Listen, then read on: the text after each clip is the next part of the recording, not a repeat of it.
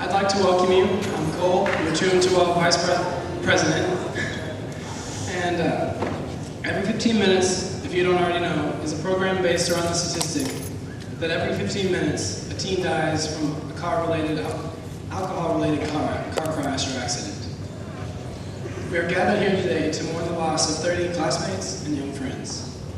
Mourning with us are mothers of two of today's victims, Paige Lee and Terry Wilson, and then also loving friend Blake Wazorek. Also speaking are Jeff Denton and Trooper Clay Fredrickson. So if I could have your undivided attention for the next, this will be a very impacting assembly.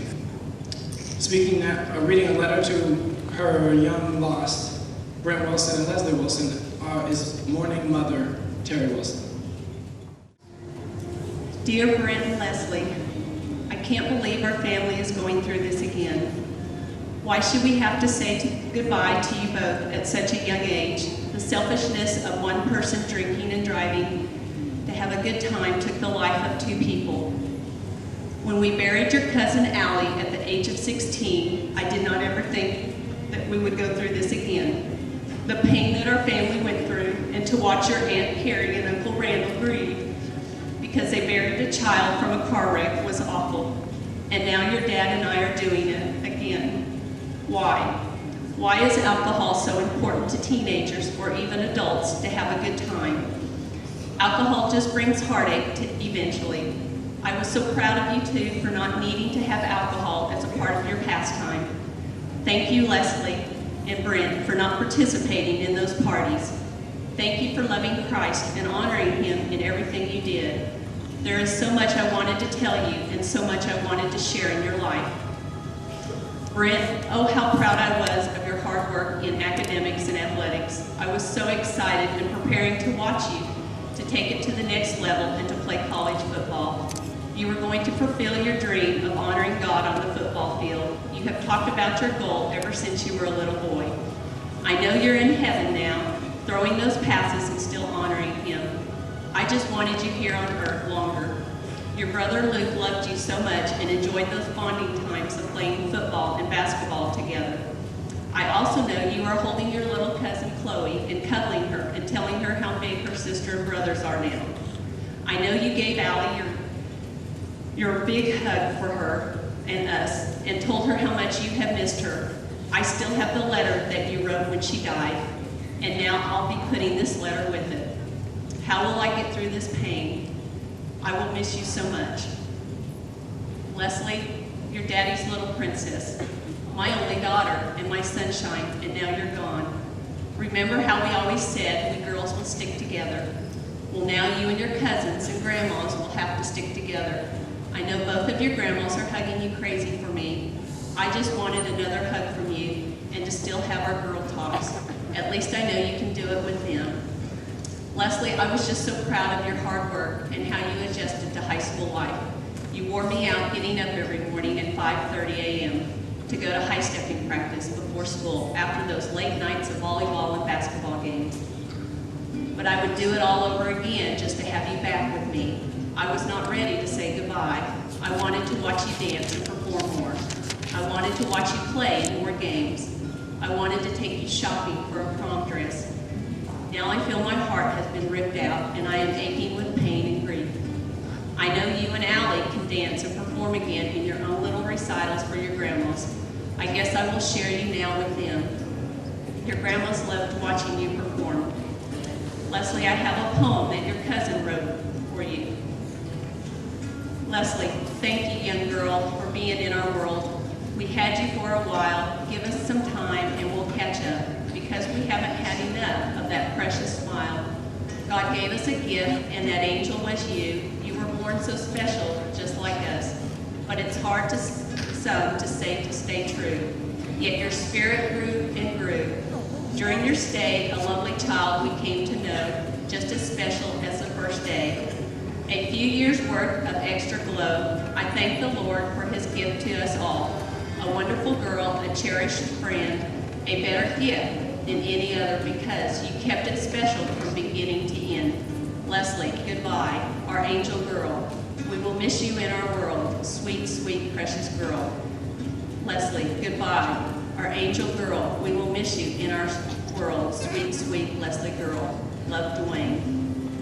Leslie, just as Dwayne had said, we will all miss you deeply, and the pain will take a long time to heal, because there will be daily reminders of you and your brother.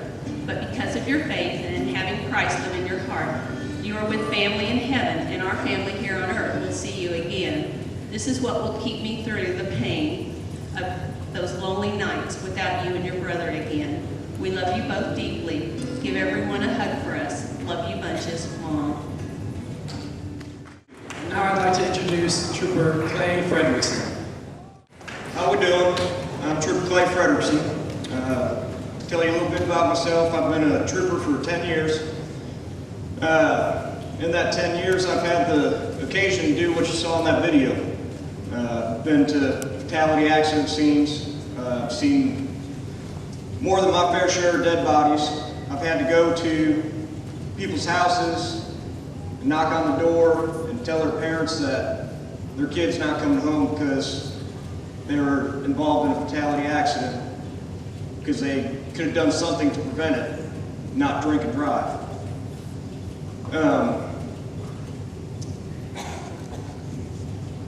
Tell you a quick story that happened early on in my career. It has to do with the fatality car accident, and it was a mother and father and about a 7-year-old daughter. The mother and father had been drinking, and they lost control of the vehicle across the center median and were struck by another vehicle. The mother and father made it out of the vehicle without hardly a scratch. I was one of the first people on that accident scene, and I got to watch this little girl die before my eyes. Something that still affects me to this day. There's countless times when I can see this happening again. There's no experience like it to watch, the life just go out of somebody's eyes. Very preventable. If the parents would have made a better decision that day, they'd still have their daughter. The statistic about every 15 minutes. Today, while I was on my way up here, one of my partners got in a pursuit of a vehicle today, and that driver is no longer with us. This just happened about an hour and a half ago while you guys were still in class. Okay. This is a very real thing, very preventable thing. Just make smart decisions. Dear Megan, I'm having trouble believing that this is real. I don't know what I'm going to do. It was just last week that I was holding you in my arms, talking about life and our futures. We talked about going to college together, about all the great times we'll have. You even told me what you wanted your kids to be like. A few nights ago, we were taking a walk under the stars, and you stopped and grabbed my hands. You leaned your head on me, and we danced. The last dance we would ever have. Then we stood there together, talking, laughing, holding each other. I'd give anything to have that night again, but I can't. It's just not fair that your life was the prize for someone else's poor decisions. There's so many things I didn't say. But it's not just me. You have a family and friends, depressed, and wondering, how could this happen? I've heard of these things happening all the time, but I never thought it would affect me. Everyone that knew you were unique. You had a big, loving heart for God and other people, and wanted to help anyone you could. You were constantly laughing or making everyone smile with your cheesy jokes and fun personality. I was blessed more than I can ever begin to explain to have gotten to know you as well as I did. You made me a better person, and I'm thankful to God for all the precious time I did have with you. Thank you. Some of you may know me as Chef Jeff. come over. Some of you may know me as Maddie's dad. Little Maddie Denton, 4'8". She could sing like you wouldn't believe. She graduated from here last year. And some of you may know me as Jordan's dad. Jordan was a drummer in the band, and he ran cross country. But some of you may not know me. I'm not just a statistic. I'm a guy that does the same exact thing you did. I grew up in Ponca City. I went all the way through the Ponca City schools. I was photographer for the Ponca and the Cattail.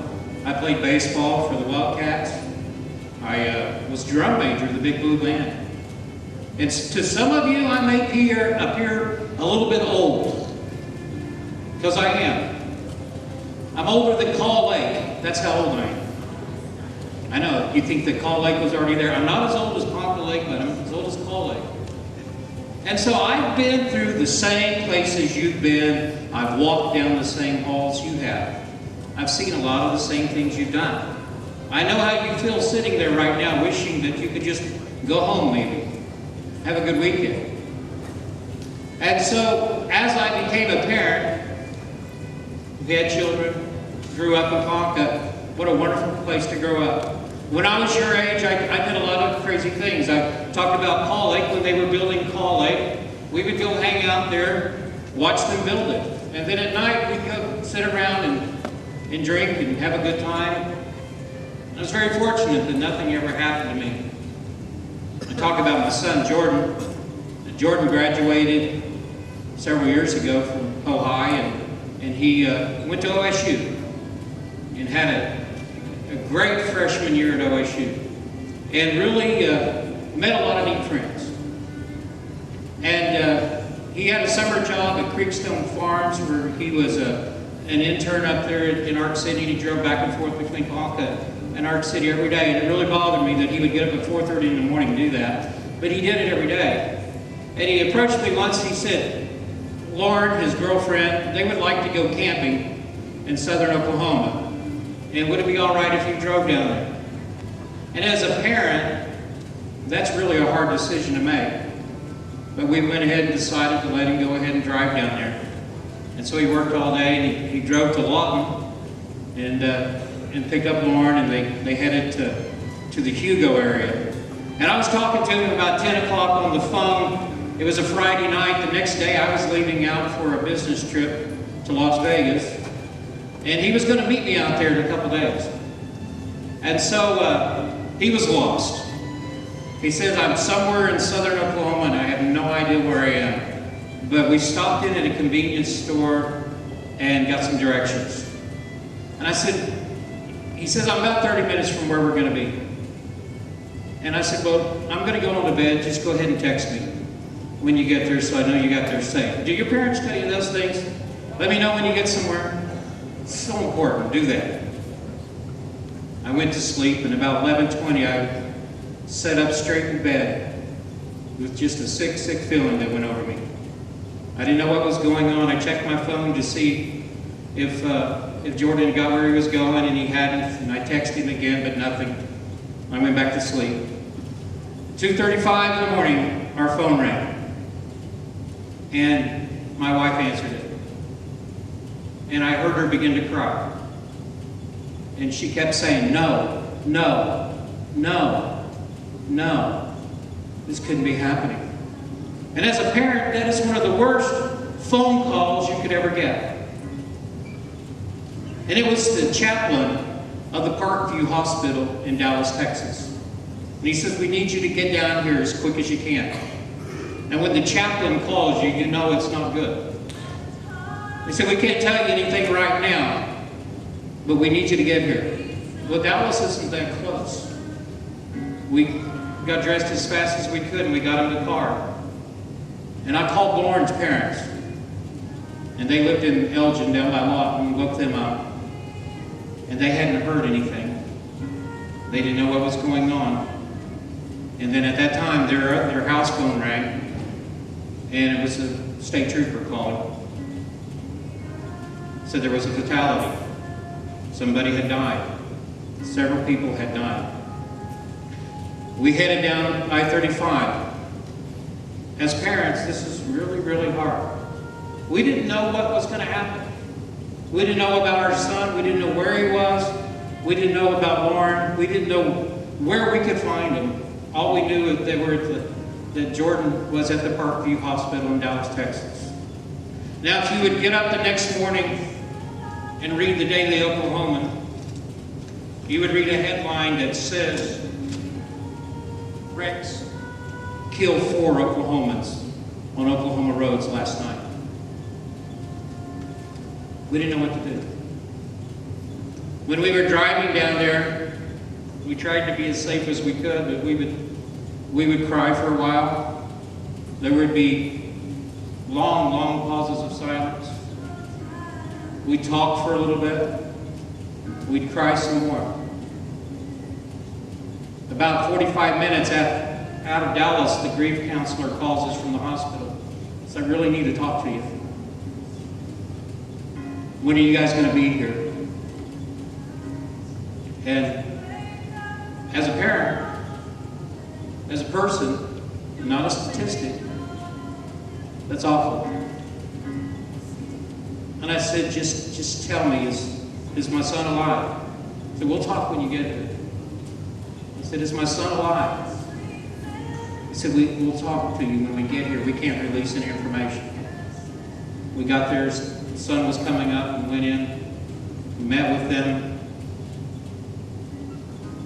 We talked to the people that brought him in on the helicopter. And they said it was really weird because there were some people who worked in an emergency room in a hospital out in the rural area of Oklahoma near Hugo that came upon the wreck. They said a drunk driver had hit them head on. When they got to the cars, they saw my son Jordan out in the middle of the road laying face down. They saw his girlfriend Lauren trapped in the car and unconscious. They went to them, they couldn't get a pulse on either one of them. So they went over to the other car, and all they could smell was alcohol. That's all they saw, the big whiskey bottle in the middle of the car, and they were dead. So they went back and they started working on our kids.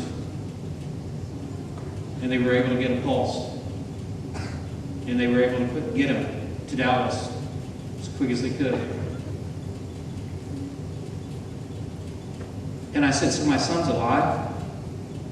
"Yeah, he's alive." And I said, "Well, what about the grief counselor?" He said, "Well, the girlfriend didn't make it. She died." And later we would find out that she didn't die.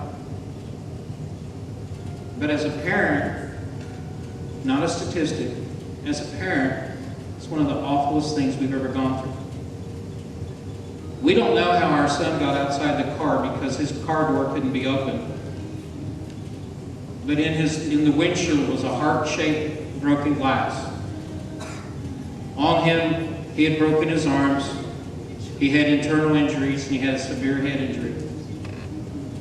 But he landed on the paint, we don't know how. We have no idea. But we knew that his life was spared for a reason. But for 5 long hours, I drove to Dallas with my wife, thinking that my son was dead. This was one of the hardest things we've ever had to do. Lauren broke every bone in her body. Her legs, her femurs, her ribs. She was a small girl. And her head was larger than a basketball. And she had tubes running out of that. And I recall as my son would lay his head on her bed in the hospital room, when he was able to walk and talk, and he just cried because he did never think that she would ever know who he was. Because the doctors said that she would never recover, that she wouldn't be able to do things. Jordan was able to go back to OSU the next fall, but it wasn't easy. I made trips down there a couple times a week. He would forget where he parked his car. He would forget where he lived. He couldn't find his keys. He couldn't find his classes. But he kept wanting to go to school. He wanted to graduate. He wanted to get through school. And it was so hard for him. The guy who hit them head on had no insurance. It wasn't his car. And all the people were calling us. The medical bills were over $500,000. And he had no insurance. And our insurance wouldn't cover it. And so we were going to have to file bankruptcy. But somehow, some way, it all worked out. And our bills were paid. We were fortunate. But it took months and months and months of working together. I tell you all of this to tell you the thing is it's not just about you. I noticed during the school year that you guys play a really cool game called Zombie. In fact, I didn't really know what it was the other day until one of the girls was going through the lunch line and she kind of ran through and picked up her food and yelled out her number. And I stopped her. I said, what's going on? And she says, I don't want to get caught. I don't want to die. Yeah, you guys know what I'm talking about. This is just like Zombie. Because it may not just be a decision that you're making right then. It spreads out and affects everybody. Jordan will never be able to drum again, an avid drummer. He'll never be able to run again. He was placed very high in state. He will never be able to do those things again. Lauren was an avid horseback rider. She'll never be able to get on the back of a horse again. All because one person decided that it was their life, they could do whatever they wanted to do, and it didn't matter. Because they were going to drink. They were going to take it into their hands. But it affected all of us.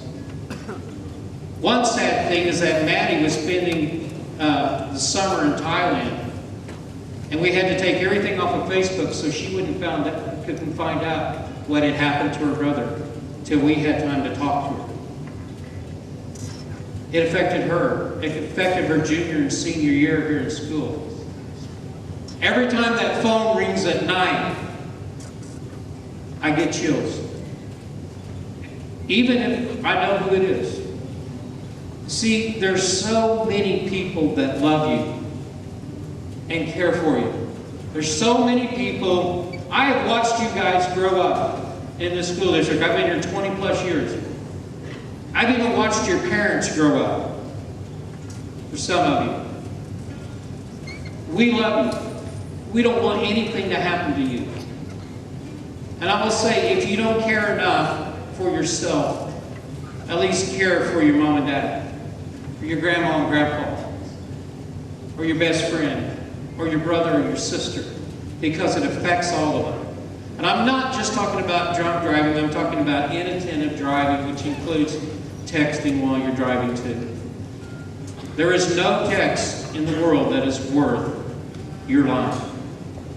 And so if I could just leave you with one thing. You might hear a lot of statistics. You might see, well, that's not going to happen to me. As a parent, I never thought it would happen to us because we lived a good life. We did things the right way. But it did. It happened to us. And our lives have never, ever been the same. There have been problems ever since. But I will say one good thing, that on May 4th at 4 o'clock at Gallagher Ivy Arena, Jordan will graduate. And I am so proud.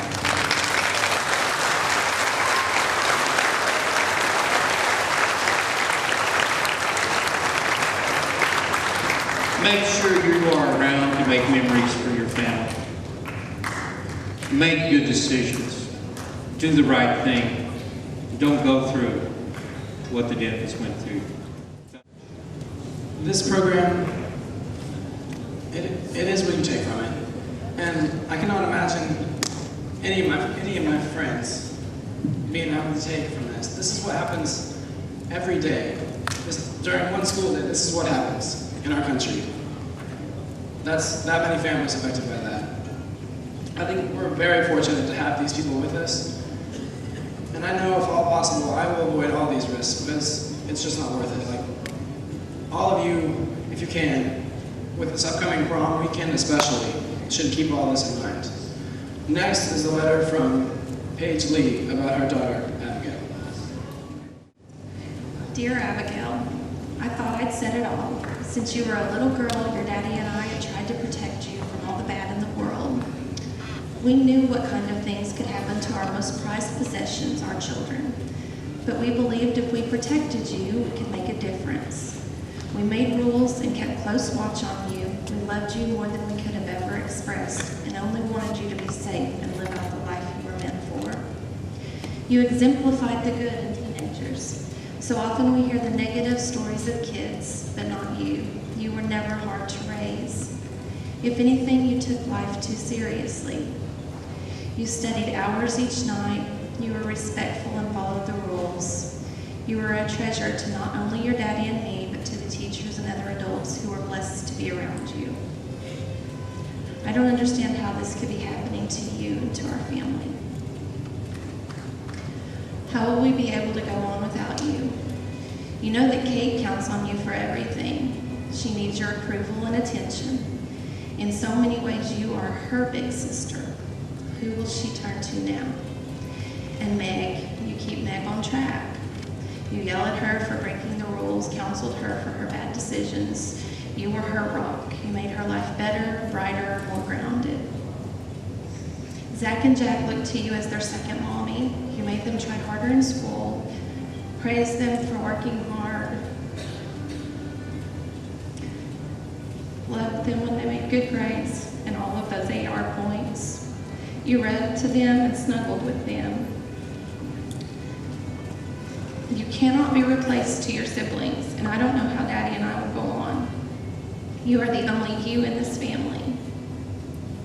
No one else reads books and talks to me about them, sits quietly, lays beside me, texts me for hours privately across the same room with our own inside jokes. This year was going so well, seemingly perfect. You'd come out of your shell and really bloomed. I was so excited to see what life held for you. I knew that you were going to do great things, incredible things. Then this happened, and I've lost you forever. Just when I thought you were going away for college, and that was going to be so difficult for me, you're gone. And I'll never see you, bound down the stairs again, long blonde hair flying away. Never watch you play in the pool with your brothers. Never see you sitting at the kitchen table eating. Watch you drive out the driveway, playing cello with your friends, studying at the dining room table. Nothing, never again. How can one person so completely, selfishly take you from me, take you from the world, take you from your siblings, from your family, take everything away? I know that I cannot exist without you in my life. I don't think anyone outside of our family could ever understand how close our family was.